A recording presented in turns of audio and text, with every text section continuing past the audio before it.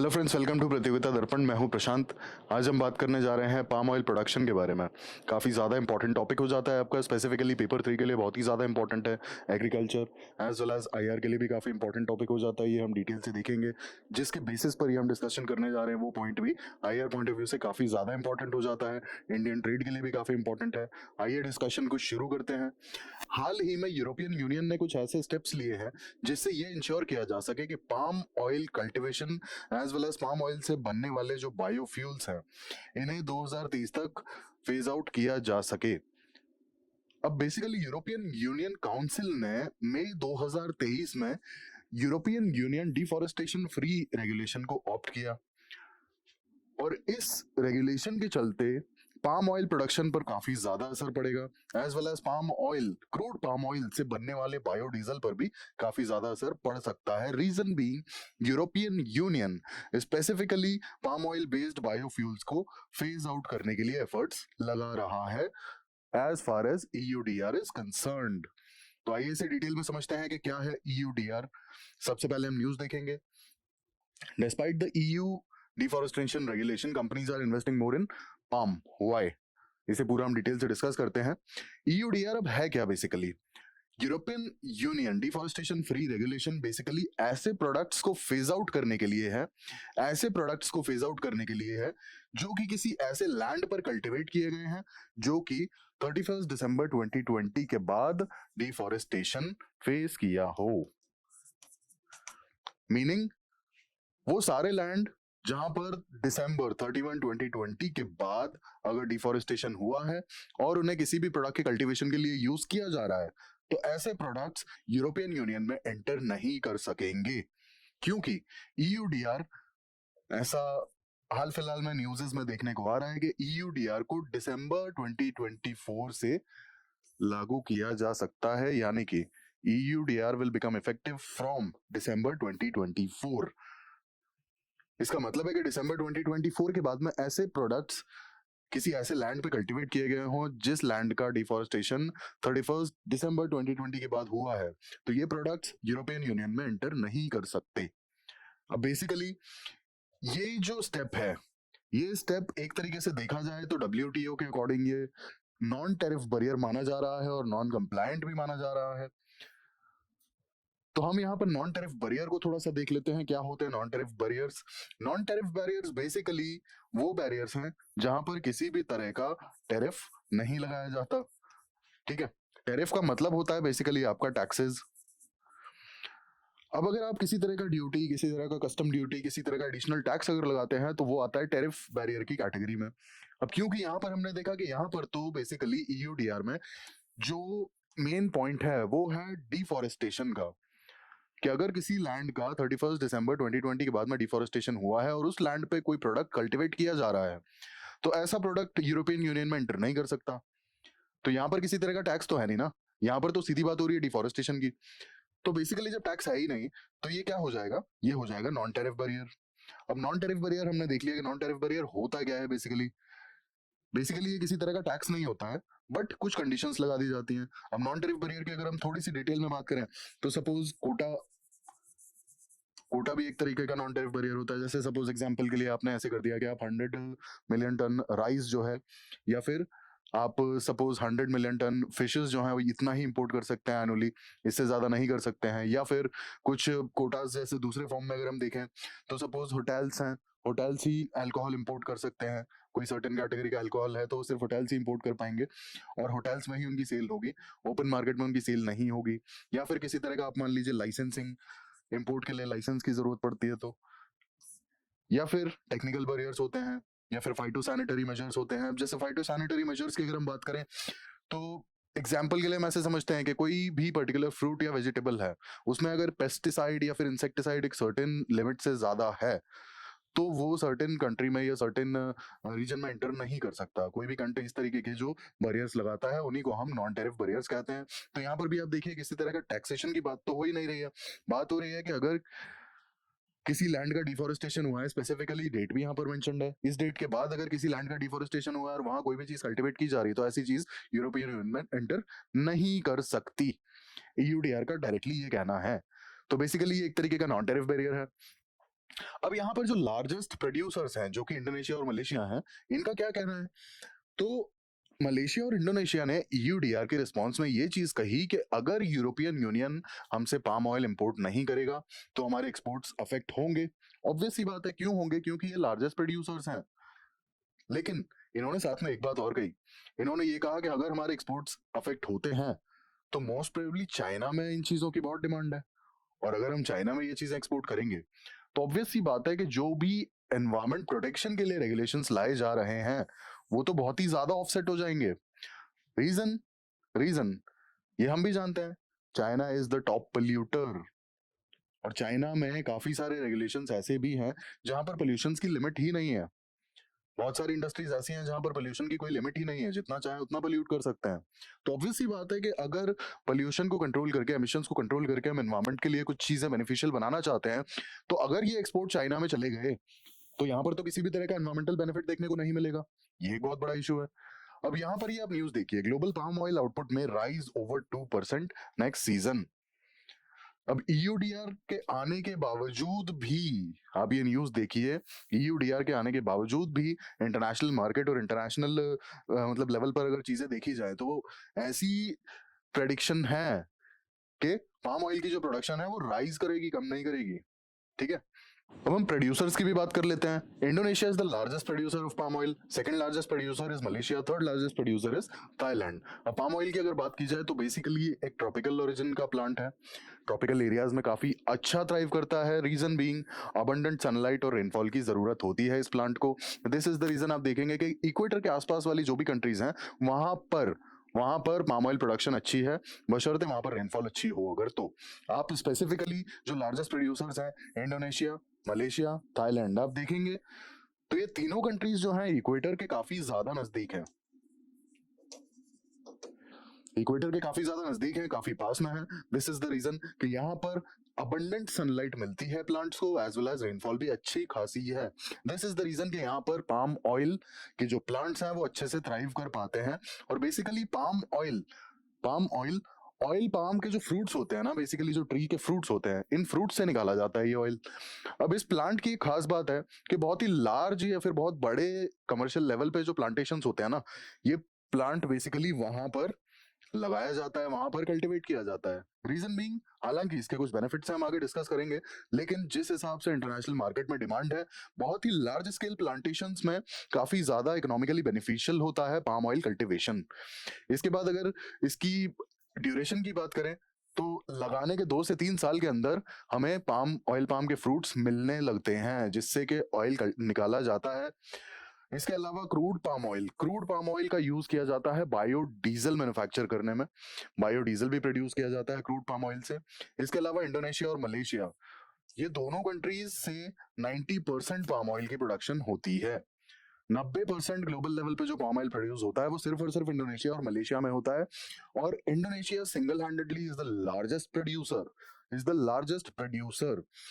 लगभग 45 million turns की production इनके यहाँ एनुअली है इंडोनेशिया में। एप्लीकेशंस की बात की जाए तो अपार्ट फ्रॉम, हमने ये चीज तो देख ली कि वेजिटेबल ऑयल है, तो ऑब्वियस ही बात है वेजिटेबल ऑयल है तो फूड प्रोडक्ट्स में तो ये यूज होता ही होता है। अब अपार्ट फ्रॉम फूड इंडस्ट्री, ये इंडस्ट्रियल यूज में भी काफी ज्यादा कॉमन है, इंडस्ट्रीज में भी काफी ज्यादा यूज किया जाता है ये। ठीक है। फूड में अगर हम देखें स्पेसिफिकली तो कुकिंग ऑयल की तरह भी इसको यूज करते हैं, बेक्ड गुड्स में भी यूज किया जाता है, प्रोसेस फूड्स में भी यूज किया जाता है। इंडस्ट्रियल यूज की बात करें तो स्पेसिफिकली कॉस्मेटिक इंडस्ट्री में या फिर सोप्स एंड डिटर्जेंट की इंडस्ट्री में काफी ज्यादा यूसेज है। और आजकल बायोफ्यूल्स की इंडस्ट्री में भी कॉमनली ऑयल पाम को यूज किया जाता है। यहाँ पर चैलेंजेस क्या हैं, क्यों ऑयल पाम के लिए इतना बड़ा रेगुलेशन यूरोपियन यूनियन को ऑप्ट करना पड़ा? और स्ट्रेट फॉरवर्डली जो भी बड़े प्रोड्यूसर्स हैं उन्होंने ये चीज भी बोल दी कि हम, अगर आप इंपोर्ट नहीं करने देंगे तो हम अपना पाम ऑयल चाइना में भी एक्सपोर्ट कर सकते हैं। तो बेसिकली यहाँ पर प्रॉब्लम क्या थी? प्रॉब्लम यहाँ पर सबसे पहली जो आती है वो ये है कि आपने देख ही लिया, ईयूडीआर का मेन फोकस है डिफॉरेस्टेशन पर। ईयूडीआर का मेन फोकस कहाँ है? वो है डिफॉरेस्टेशन पर।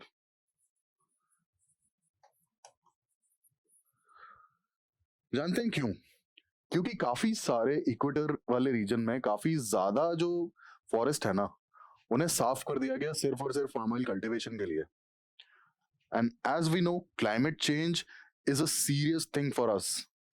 क्लाइमेट चेंज जिस तरीके से हम आज की तारीख में देख रहे हैं, जिस तरीके से पोलर आइस जो है पिघलती चली जा रही है, और जिस तरीके से जो वेदर फिनोमेना है वो हमें बदलते हुए दिखाई दे रहे हैं, तो ये हमें समझ में आ रहा है कि ग्लोबल टेम्परेचर राइज को अगर रोकना है तो डिफोरेस्टेशन को रोकना पड़ेगा। और अगर ऑयल पाम की रिक्वायरमेंट बढ़ती चली जाएंगी, और अगर ऑयल पाम के प्रोडक्शन के लिए, कल्टीवेशन के लिए डिफॉरेस्टेशन होता रहेगा, तो आप सोचिए कि हमारे 1.5 degree Celsius global temperature rise का जो टारगेट है उसका क्या, ये कहाँ जाएगा। अगर लार्ज स्केल हमने ये चीज देख ली कि पाम ऑयल की जो कल्टीवेशन है ये बहुत ही लार्ज स्केल के प्लांटेशन में होती है। लार्ज स्केल यानी हेक्टेयर्स होते हैं कई सारे एक साथ। ऐसा नहीं है कि 1 2 4 हेक्टेयर्स में ये प्लांटेशन लगी है, कई बार 20 20 50 50 हेक्टेयर में भी प्लांटेशन एक साथ होती है। तो इस लेवल पे अगर डिफोरेस्टेशन होगा तो क्या हम अपना जो ग्लोबल टेम्परेचर राइज है उसे 1.5 डिग्री सेल्सियस तक लिमिट कर पाएंगे? पॉसिबिलिटी ही नहीं है। तो सबसे पहला जो इशू यहाँ पे आता है वो आता है सस्टेनेबिलिटी का, क्लाइमेट चेंज का। अगर डिफोरेस्टेशन होता रहेगा तो basically palm oil cultivation will become unsustainable. Reason मैंने आपको बता दिया, डिफोरेस्टेशन अगर इतना तेज होगा, डिफोरेस्टेशन अगर इतना तेज होगा तो हम अपने जो भी क्लाइमेट चेंज से रिलेटेड जो टारगेट्स हैं हमारे क्लाइमेट को और एनवायरनमेंट को बचाने के लिए, हम उन टारगेट्स को फॉलो नहीं कर पाएंगे। और ये अनसस्टेनेबल कल्टीवेशन को हम ऐसे बढ़ावा तो दे नहीं सकते।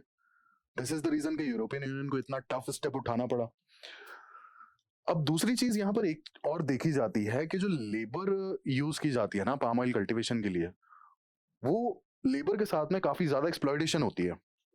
हालांकि ये चीजें पहले ज्यादा होती थी, आज की तारीख में धीरे धीरे ये चीजें कम हो रही हैं, लेकिन फिर भी जो लेबर के साथ में एक्सप्लॉयटेशन होता है उसे भी देखते हुए ये चीजें बहुत ही ज्यादा सीरियस हो जाती हैं। हालांकि पाम ऑयल की कल्टीवेशन पर ब्रेक लगाना या फिर उसे फेज आउट करना इतना आसान नहीं है, क्योंकि इसके बेनिफिट्स बहुत ज्यादा हैं। बेनिफिट्स क्यों ज्यादा है? एक तो पाम ऑयल की प्राइस कम है, दूसरी चीज कि कॉस्ट इफेक्टिव है ये। कॉस्ट इफेक्टिव कैसे है? पर हेक्टेयर में आप सोचिए कि आप क्रॉप्स लगा रहे हैं जिनसे ऑयल निकलता है। एग्जांपल के लिए आपने एक में लगाया सोयाबीन, ठीक है, एक में लगाया ऑयल पाम, और एक में लगाया आपने मस्टर्ड। अगर सबका सेम एरिया है ना, सबका सेम एरिया है तीनों क्रॉप्स का, तो सबसे ज्यादा जो सेम एरिया में ऑयल प्रोडक्शन होगा ना वो पाम ऑयल का होगा। एग्जाम्पल के लिए ऐसे समझते हैं, सपोज हमने 100 लीटर्स सोयाबीन का ऑयल प्रोड्यूस किया, मोर और लेस 80 to 90 लीटर्स हमने मस्टर्ड का ऑयल प्रोड्यूस किया। तो ये सेम एरिया में पाम ऑयल की जो कल्टीवेशन होगी ये तीनों में सबसे ज्यादा होगी, होपफुली 120 से 130 लीटर्स तक हो सकती है। तो बेसिकली जो पर हेक्टेयर यील्ड है पाम ऑयल का वो सबसे ज्यादा है। जितनी भी क्रॉप्स ऑयल प्रोवाइड करती हैं उनमें सबसे ज्यादा पाम ऑयल प्रोवाइड करता है पर हेक्टेयर ऑयल। 1 हेक्टेयर में अगर आप पाम ऑयल की प्लांटेशन लगाएंगे तो कंपैरेटिवली बाकी क्रॉप्स की जो 1 हेक्टेयर की प्लांटेशन होगी उससे ज्यादा ऑयल प्रोडक्शन पाम ऑयल का होगा। तो आप सोचिए ना कि अगर बराबर एरिया में प्लांटेशन हो रही है और फिर भी ऑयल का प्रोडक्शन क्वांटिटी वाइज ज्यादा हो रहा है, तो ऑब्वियस सी बात है कि ये कॉस्ट इफेक्टिव होगा ही होगा। ये इसका सबसे बड़ा बेनिफिट है। And this is the reason कि पाम ऑयल के जो रेट्स है ना वो भी बहुत ज्यादा फ्लक्चुएट नहीं करते हैं और कंपैरेटिवली सस्ता भी है। अब पाम ऑयल की अगर ग्लोबल सप्लाई चेन की बात की जाए तो पाम ऑयल की ग्लोबल सप्लाई चेन में काफी इंपॉर्टेंट रोल है। कैसे है? जो 4 बेसिकली आपके फूड में यूज होने वाले एडिबल ऑयल है ना, 4 ऑयल हैं basically, palm, soybean, sunflower and rapeseed. इन चारों ऑयल का अगर 100 लीटर्स एक्सपोर्ट या इंपोर्ट होता है ना ग्लोबल सप्लाई चेन में, तो 100 लीटर्स में से 40 लीटर जो है ये पाम ऑयल का होता है। मतलब ग्लोबल सप्लाई चेन में ये 4 एडिबल ऑयल जो है ये सबसे ज्यादा यूज होने वाले ऑयल हैं। और इन चारों की जो सप्लाई चेन की क्वांटिटी है उसमें अगर हम कंपेयर करें तो 40% पाम ऑयल जाता है ग्लोबल सप्लाई चेन में सबसे ज्यादा। और यूसेज भी जो है इसकी यूसेज बहुत हाई है। प्रोडक्शन अगर देखेंगे तो 2020 में 73 मिलियन टन से भी ज्यादा का प्रोडक्शन हुआ है पाम ऑयल का। इंडोनेशिया एज वी नो सबसे बड़ा प्रोड्यूसर है। अब अगर इंडिया के केस की बात की जाए तो इंडिया में भी पाम ऑयल बहुत ज्यादा इंपॉर्टेंट रोल प्ले करता है। कैसे करता है? एक्चुअल में जितना वेजिटेबल ऑयल कंजम्पशन इंडिया में होता है ना, जितना वेजिटेबल ऑयल इंडिया में यूटिलाइज होता है उसका 40% पाम ऑयल होता है। मतलब इंडिया की अगर जो यूटिलिटी है वो सपोज 100 लीटर्स की है, तो 100 लीटर्स में से 40 लीटर्स पाम ऑयल यूज हो रहा है इंडिया में। अगर इंडिया में टोटल ऑयल कंजम्पशन 100 लीटर्स है तो उसमें से 40 लीटर्स इज पाम ऑयल। अब सोचिए आप, इतना बड़ा परसेंटेज है इसका, इतनी ज्यादा डिपेंडेंसी है पाम ऑयल पे, और जब इतनी डिपेंडेंसी है तो क्या हम लोकली प्रोड्यूस कर पा रहे हैं? सवाल का जवाब है नहीं। इतनी डिपेंडेंसी के बावजूद भी हम इसे लोकली प्रोड्यूस नहीं कर पा रहे हैं। आता कहां से है?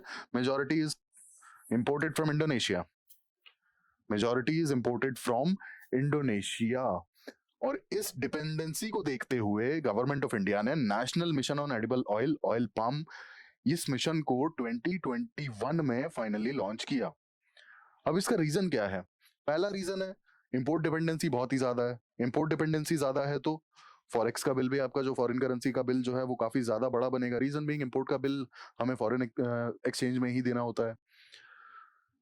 तो इस बिल के अलावा एक और कंसर्न यहाँ पे था जिसने गवर्नमेंट ऑफ इंडिया को ये मिशन लॉन्च करने के लिए एक इंसाइट्स प्रोवाइड किया। पिछले कुछ सालों में इंडोनेशिया में लोकल प्रोडक्शन तो ठीक हो रहा था, लेकिन लोकल डिमांड बढ़ रही थी। लोकल डिमांड बढ़ रही थी तो सडनली इंडोनेशिया ने एक्सपोर्ट पर, बेसिकली पाम ऑयल एक्सपोर्ट पर कुछ रेस्ट्रिक्शंस लगा दी। इंडोनेशिया ने लोकल डिमांड्स को मीट करने के लिए पाम ऑयल के एक्सपोर्ट पर कुछ सर्टेन रेस्ट्रिक्शंस लगा दी। बट हमारे यहाँ तो 40% जितना वेजिटेबल ऑयल यूज होता है उसका 40% पाम ऑयल यूज होता है। इसका मतलब है कि अगर प्रॉपरली इंपोर्ट नहीं हुआ या जितनी क्वांटिटी आ रही है उसका 30-40% भी अगर हम इंपोर्ट नहीं कर पाए तो हमारे लिए तो बहुत बड़ी प्रॉब्लम हो जाएगी ये। और ये हुआ भी। इंडोनेशिया के केस में क्या हुआ था? इंडोनेशिया के केस में ये हुआ कि लोकल डिमांड को मीट करने के लिए एक्सपोर्ट पर रेस्ट्रिक्शंस लगा दिए गए, और लगा दिए गए तब थाईलैंड ने इंडिया का सपोर्ट किया और क्रूड पाम ऑयल का जो एक्सपोर्ट है वो पूरा हो पाया, हमारी डिमांड्स को मीट कर पाया। तो इसीलिए गवर्नमेंट ऑफ इंडिया ने लोकल प्रोडक्शन पर फोकस किया। और लोकल प्रोडक्शन पर फोकस करने के कुछ रीजंस भी थे। रीजंस ये थे कि जैसा हमने देखा, अल्ट्रा प्रोसेस फूड्स में या फिर प्रोसेस फूड्स में पाम ऑयल की इंपॉर्टेंस बहुत ज्यादा है, और फूड प्रोसेसिंग इंडस्ट्री काफी ज्यादा पाम ऑयल को यूज करती है। तो इसके लिए काफी ज्यादा जरूरी हो जाता है कि पाम ऑयल की इंपोर्ट जो है वो कंसिस्टेंट रहे, जिस वजह से गवर्नमेंट ऑफ इंडिया ने इंडियन फार्मर्स को भी इंसेंटिवाइज किया कि वो पाम ऑयल कल्टीवेशन की तरफ ध्यान दें। अब पाम ऑयल कल्टीवेशन का हिसाब अगर देखा जाए तो इंडिया में जो टॉप प्रोड्यूसर है वो है Andhra Pradesh. Second largest producer is Telangana, then Karnataka, Tamil Nadu, Gujarat. और हाल ही में नॉर्थ ईस्टर्न रीजन्स में भी, नॉर्थ ईस्टर्न स्टेट्स में भी पाम ऑयल कल्टीवेशन पर फोकस किया जा रहा है, स्पेसिफिकली असम में।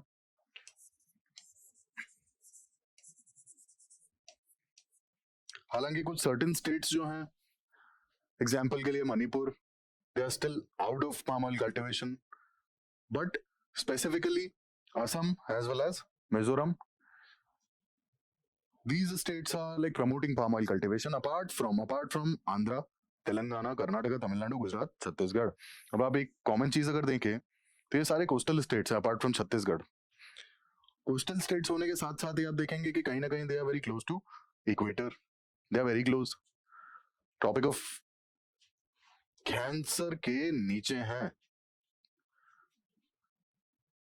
और हमने शुरुआत में ही डिस्कस किया था कि oil palm is basically of tropical nature, और ये कहाँ अच्छे से थ्राइव कर पाता है?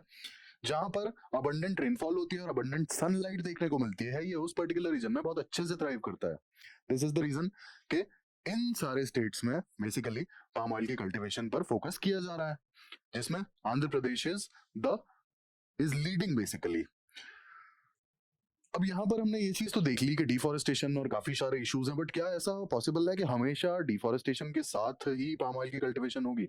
ऐसा जरूरी नहीं है। पर्टिकुलरली इंडोनेशिया के केस में, मलेशिया के केस में ये चीज देखी गई थी कि पाम ऑयल कल्टीवेशन के लिए जो ट्रॉपिकल फॉरेस्ट हैं उन्हें लिटरली काट दिया जाता था। डिफॉरेस्टेशन अच्छी मैसिव देखने को मिली थी पाम ऑयल कल्टीवेशन के लिए। और इस चीज को, इस ट्रेंड को एक्चुअल में अगर आप ग्लोबल लेवल पे देखेंगे तो बढ़ावा नहीं दिया जा सकता। रीजन बीइंग हमारे जो पेरिस एग्रीमेंट के एज वेल एज जो यूएनएफसीसी के जो भी टारगेट्स हैं उन्हें हमें अपहोल्ड करके चलना है। आए दिन हम IPCC as well as WMO की रिपोर्ट्स देखते हैं तो हमें क्या देखने को मिलता है? हमें यही देखने को मिलता है कि क्लाइमेट चेंज बहुत बुरे तरीके से सारी चीज़ों को अफ़ेक्ट कर रहा है और आगे चल के फूड सिक्योरिटी पर भी बात आ सकती है अगर हमने क्लाइमेट चेंज के लिए कोई ठोस कदम यानी कि कोई सॉलिड स्टेप्स कोई बहुत प्रैक्टिकल एंड कहना चाहिए कि रोबस्ट स्टेप्स नहीं लिए तो। And this is the reason कि हम डिफॉरेस्टेशन को किसी भी तरीके से बढ़ावा नहीं दे सकते। बट ये केस इंडोनेशिया और मलेशिया के केस में ज़्यादा देखा गया था कंपैरेटिवली। इंडिया में इतने बड़े लेवल पर डिफॉरेस्टेशन नहीं हुआ, हालांकि इंडिया का डिफॉरेस्टेशन रेट ठीक ठाक हाई है। बट हम पिछले कुछ सालों की अगर गवर्नमेंट रिपोर्ट उठाकर देखें तो इंडिया में एफॉरेस्टेशन भी ठीक ठाक हो रहा है और इंडिया में ओवरऑल फॉरेस्ट जो है वो धीरे धीरे बढ़ रहे हैं। तो ऑब्वियस ही बात है कि डिफॉरेस्टेशन अगर इंडिया में कम है और अगर एफॉरेस्टेशन हो रहा है और स्पेसिफिकली 2020 के बाद अगर किसी तरह का मैसिव डिफॉरेस्टेशन नहीं हुआ है तो ईयूडीआर की चिंता करने की इंडिया को कोई जरूरत नहीं है। और अगर ऐसा कोई लैंड है जहां पर दिसंबर 2020 के बाद डिफॉरेस्टेशन हुआ है और specifically that is for palm oil cultivation, तो फिर ये चिंता वाली बात है। रीजन बीइंग यहाँ पर नॉन टेरिफ बैरियर्स काफी ज्यादा स्ट्रिक्ट हैं। बट ऐसा हमेशा नहीं होता कि डिफॉरेस्टेशन की वजह से ही like basically palm oil cultivation किया जाए। आई मीन डिफॉरेस्टेशन रीजन नहीं हो सकता पाम ऑयल कल्टीवेशन का। अब ऐसा ज़रूरी नहीं है कि हमेशा डिफॉरेस्टेशन होगा क्योंकि पाम ऑयल का कल्टीवेशन बढ़ाना है, ऐसा हो नहीं सकता। हमेशा तो नहीं हो सकता, ये केस हमने इंडोनेशिया और मलेशिया के केस में देख लिया। बट ऐसा ज़रूरी नहीं है हमेशा ही पाम ऑयल कल्टीवेशन के लिए डिफॉरेस्टेशन हो। साथ के साथ कुछ इंटरनेशनल लेवल पे round table on sustainable palm oil कुछ ऐसे सर्टिफिकेशन भी चलाए जाते हैं। अब ये इंटरनेशनल सर्टिफिकेशन है, these are provided for almost 5 years। और इस सर्टिफिकेशन के होने का मतलब है कि जो भी कल्टीवेटर है ना, जो भी पाम ऑयल प्रोड्यूसर है, उन्होंने सस्टेनेबिलिटी के जो भी क्राइटेरियाज हैं उन्हें फॉलो किया है। सस्टेनेबिलिटी के जो भी क्राइटेरियाज हैं उन्हें फॉलो किया है। ये सर्टिफिकेशन ये एंश्योर करता है। तो इस तरीके के और भी हम इंटरनेशनल या ग्लोबल सर्टिफिकेशन प्रोग्राम चला सकते हैं जिससे कि ये इंश्योर हो सके कि पाम ऑयल के कल्टीवेशन में किसी तरह का डिफॉरेस्टेशन नहीं हुआ है, नहीं हुआ है। ऐसे सर्टिफिकेशन प्रोग्राम्स की हमें जरूरत है। इंटरनेशनल कंसेंसस के साथ में इस तरीके के सर्टिफिकेशन प्रोग्राम्स लाए जा सकते हैं। अब वे फॉरवर्ड क्या हो सकता है यहाँ पे? वे फॉरवर्ड ये हो सकता है कि हम डिमांड और सप्लाई को बैलेंस आउट करें and with sustainability.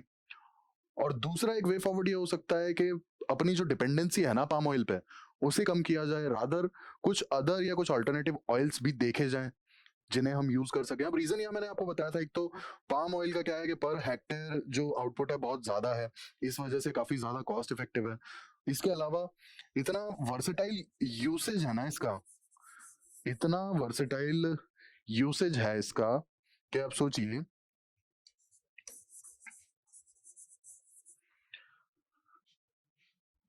Cooking oil की तरह यूज किया जा सकता है।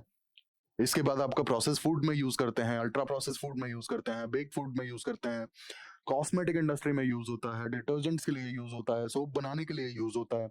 इसके अलावा बायोफ्यूल्स में भी यूज होता है। तो इतना जब वर्सेटाइल इसका यूज है तो ऑब्वियस सी बात है कि इसकी डिमांड तो होगी ही।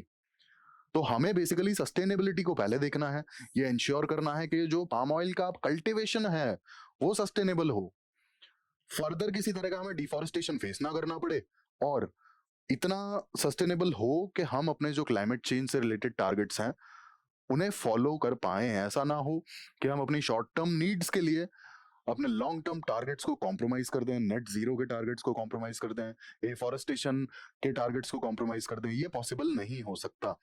वेल इन दैट केस हमें डिमांड को भी बैलेंस करना होगा, सस्टेनेबिलिटी को भी बैलेंस करना होगा और कुछ ऑल्टरनेट ऑप्शंस भी देखने होंगे जहां पर सस्टेनेबल तरीके से कल्टीवेशन हो सके और हमारी डिमांड्स, हमारी नीड्स भी पूरी हो सकें। तो ये थी हमारी आज की discussion regarding palm oil cultivation. हमने देखा कैसे ईयूडीआर आने वाले समय में पाम ऑयल कल्टीवेशन को अफेक्ट कर सकता है और इस पर हमने इनिशियल डिबेट भी देखी कि कैसे जो लार्जेस्ट प्रोड्यूसर्स हैं उन्होंने ये कहा कि अगर हमारा एक्सपोर्ट अफेक्ट होगा तो we can even export to China. और यहाँ पर इंडिया का भी कुछ केस है, हालांकि India is still focusing on domestic production क्योंकि हमारी डोमेस्टिक डिमांड काफी ज्यादा है और एडिबल ऑयल्स तो हम काफी ज्यादा इंपोर्ट भी करते हैं क्योंकि हमारी लोकल प्रोडक्शन से डिमांड पूरी नहीं हो पाती। Well in that case palm oil की कल्टीवेशन भी अगर सस्टेनेबल होती है तो ये हमारे लिए इन फ्यूचर अच्छा ही होगा। आज के डिस्कशन को हम यहीं खत्म करते हैं। आगे इस टॉपिक पे पर्टिकुलर कोई भी हमें न्यूज़ अपडेट मिलता है तो हम फिर से इस टॉपिक पर बात करेंगे और वीडियो बनाएंगे। और ऐसी इन्फॉर्मेटिव वीडियोस के लिए प्लीज़ हमारे साथ जुड़े रहिए, और जुड़े रहने के लिए प्लीज़ सब्सक्राइब भी कर लें, लाइक भी कर दें, शेयर भी कर दें, और कमेंट करके भी बताएं कैसी लगी आपको video. Thank you, thanks for watching.